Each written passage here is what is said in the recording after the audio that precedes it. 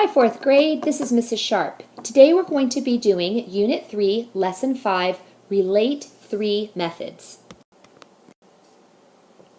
Today we're going to use 4-digit dividends. We are going to divide 1,194 divided by 5 using the 3 methods.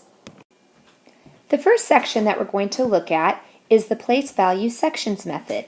This method uses the rectangle area map to break down the problem by place value.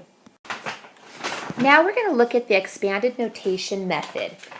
This is just repetition of dividing, multiplying, subtracting, and bringing down for each number in the dividend.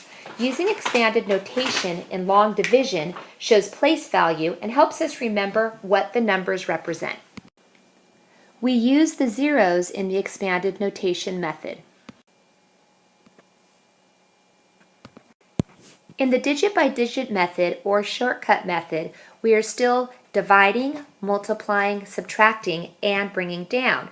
But the difference is we are looking at each place value individually and adding the partial quotients to get our final quotient. So today, when you are solving your problems, you can use any method to solve them. You could use the place value sections method, the expanded notation method, or the digit-by-digit shortcut method. Be sure to write down any questions that you have to discuss in class tomorrow. Thank you and good night. So now we're going to use the place value sections method to divide 1,194 by 5. So I'm going to look at the greatest place value, and I know that I'm going to have to take 11 divided by 5.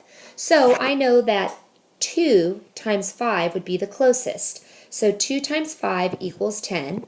And then I'm going to add on my 2 zeros because I am over here in the hundreds. My next step is to subtract. 1,194 minus 1,000 is 194.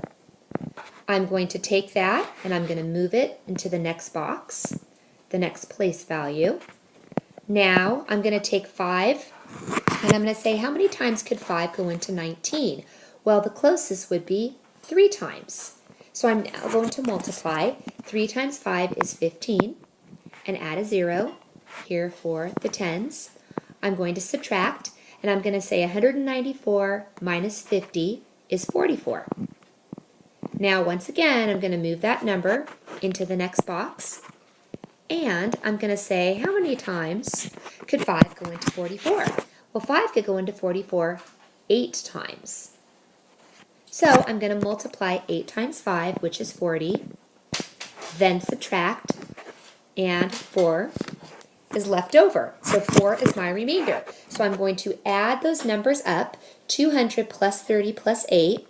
That equals 238, and I have a remainder of 4.